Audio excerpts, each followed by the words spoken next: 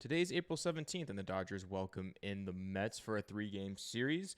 The last three games of this homestand. On the mound, we have David Peterson for the Mets and Dustin May for the Dodgers. But before we get into the lineup and the pitching matchups, let's do a quick couple updates. First of all, Will Smith went through a full workout today. He threw, he hit. He says he's feeling better, and he'll travel he'll travel with the team to Chicago for their upcoming road trip. And then Andre Jackson got an option to AAA OKC. And then the Dodgers, in a subsequent move, recalled left-handed pitcher Justin Bruihl.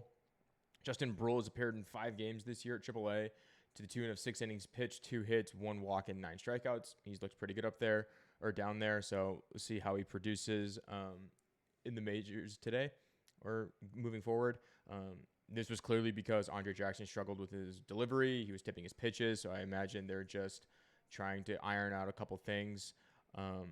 Also, bringing up a left-handed pitcher in Justin Bruihl. The Mets are going to face 2 righties in May and Syndergaard if all things go according to plan. So I could see why the Dodgers might want another lefty out of the lineup or out of the pen, because they're going to be facing pretty lefty-heavy lineups moving forward. Notably, though, the Mets have performed much better this season against left-handed pitchers. They have a team 748 OPS against left-handed pitching, so we'll see if that comes into play. One last thing before we look at the lineups, let's just look at the Mets as a whole coming into the series. I know they were a favorite to win the East and even maybe make it out of the NL. So let's just take a quick look at them. As it stands right now, they're 28th in average as a team, and with a 217, and they're 20th so far in OPS, team OPS with a 713 as well.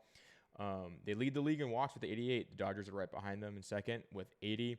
The Mets are 11th in team ERA with 4.02. And they're 25th in walks allowed with 68. So they do let guys get on base. And then overall, though, a stat that I think is a little bit better than just overall walks.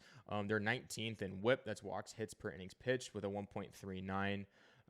And they come into Chavez Ravine with a 10-6 record after playing the Marlins, Padres, Brewers, and A's. So they haven't played. They've faced some good pitching in the Marlins, in the Brewers. It could be why their average is so low. And they've played some good teams: Brewers, Marlins, Padres. So this is a formidable team. They are 10-6, and I look forward to seeing how the Dodgers match up against them. So let's look at these lineups. Starting things off for the Dodgers, we have Mookie Betts in right field, Freddie Freeman batting behind him at first. JD Martinez is in the 3-hole and DHing. Chris Taylor moves all the way up, batting cleanup and in left field. Max Muncy falls to number 5, and he's at third base. Miguel Vargas will be at second base. Miguel Rojas is at shortstop. Miguel Vargas at second base. Trace Thompson's batting 7th and in center field. Didn't mean to miss you there, Trace. Miguel Rojas is in shortstop, and the newly acquired catcher Austin Wynns is going to be batting 9th today with Dustin May on the mound. Brandon Nimmo leads things off for the Mets, and he's playing center field. Starling Marte's in right field. Francisco Lindor, the switch hitting shortstop, is third. Polar Bear Pete Alonso's at first base. Jeff McNeil, your NL batting leader from last year, is at second base and batting 5th for the Mets. Mark Canha's in left field. Daniel Vogelbach, Big Vogie, is DHing today, and he's batting 7th. Top Mets prospect and really top MLB prospect Brett Beatty was recently called up, and he'll be batting 8th today and at third base. And then Thomas Nido will be doing the catching for the Mets with David Peterson behind the mounds. I usually go over pitching right here, but I want to talk about this lineup for the Dodgers because I think it's pretty interesting. So we have Chris Taylor batting 4th. I understand he's hit some hard balls, and every time he hits the ball, it's pretty much a home run. The problem is he hasn't really hit many balls, and David Peterson doesn't have otherworldly strikeout numbers. I imagine they just like the lefty-righty matchup. That being said, Max Muncy's actually performed better against left-handed pitching than he has against right-handed pitching.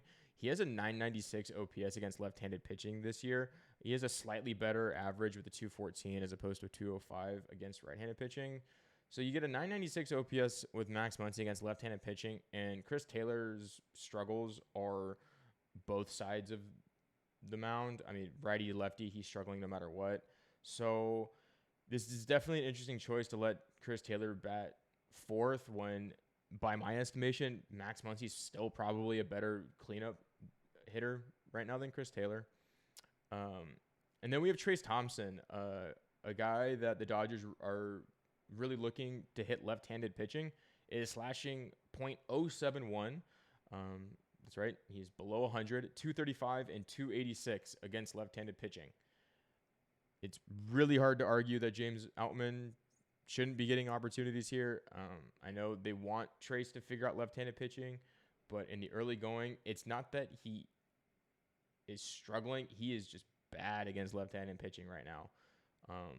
So, normally you can say small sample size all you want, but he hasn't even really flashed that he can handle left-handed pitching. So I really think this is a spot where James Outman should be batting. And even again, James Outman over Chris Taylor, who could slot in for Miguel Rojas at shortstop.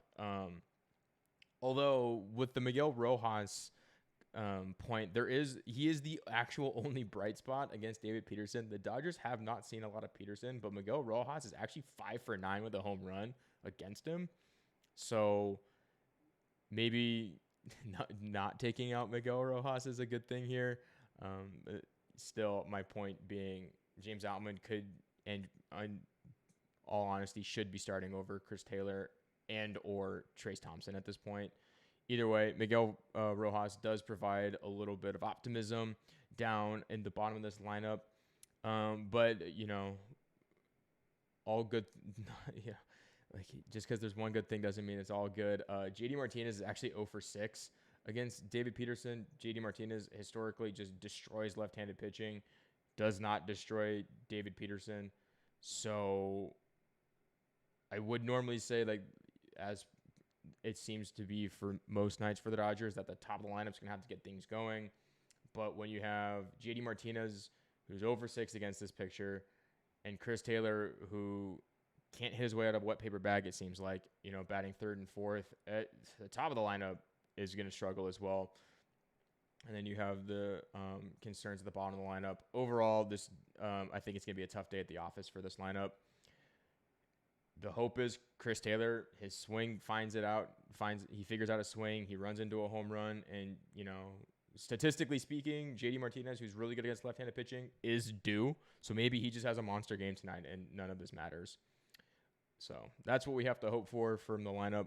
Let's look at David Peterson's stats really fast. He enters the day with a 4.91 ERA on the season. He's got a serious arsenal of pitches. He's got an elevated four-seam fastball, a slider, change, sinker, and then the occasional curveball. His four-seam average is 93.3, which is not all that impressive, but he is 95th percentile in extension. So that 93.3 really plays up. I think a little to like Tyler Anderson last year. His fastball wasn't anything crazy, but he could really get down on the mound and pitch on top of you, and he messed with his own timing, mixed up his own timing, which messed with the batter's timing. So that 93.3 is going to play up a little faster. It's the exact opposite of Brusdar Graterol, even though he throws 102. His arm action is so short that it actually plays down. So it is his most utilized pitch. We'll see how the Dodgers fare against it. He has had some command issues, and he walks a lot of guys, but on the flip side, he's really good at limiting hard contact. So if it's going to be imperative for the Dodgers, especially with this lineup, with the Max Muncies, Miguel Vargas, to take their walks and hope that, Miguel Rojas, Mookie Betts, Freddie can drive them in. So I think that's kind of the game plan moving forward. The fun part, in my opinion, about this is the Mets have not seen much of Dustin May in the past. And I think this is a great opportunity for Dustin May to just showcase his stuff. He kind of gets free reign. He gets, he's going to get a scouting report, how he wants to approach batters, but they haven't seen his stuff. So really he can kind of tinker with, his pitch mix, his, or how he wants to, go from pitch to pitch, deploy his pitches. If he wants to set up off speed, he wants to just hammer fastballs. He kind of gets that wiggle room that normally you kind of can't do when you see a team back to back, like earlier in the season where you saw the Diamondbacks in two separate series really close to each other. You kind of have to pitch a little bit more closed. You can't show some things early on that you can show later. So he gets that freedom, and I think he's positioned for a really fun night at the mound. And then lastly with the bullpen, Bickford, Vesia, newly brought up Brule, Shelby Miller, and Yancy Almonte should all be available today. They did not pitch last night. So if May has a less than stellar outing, He's got backup. Bickford, the Dodgers will, run him into the ground. He can go more than 3 outs.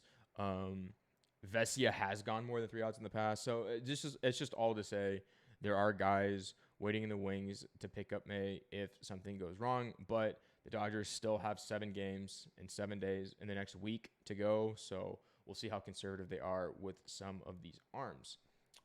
That's what I've got for today's preview. Let me know what you think about this Dodgers lineup. How would you construct it? Same 9 guys, but how would you construct it? Do you like Chris Taylor in the 4 hole? Or would you prefer maybe giving Miguel Rojas that opportunity just because he's had some success against David Peterson in the past? But let me know, and I'll see you guys tomorrow for the next one.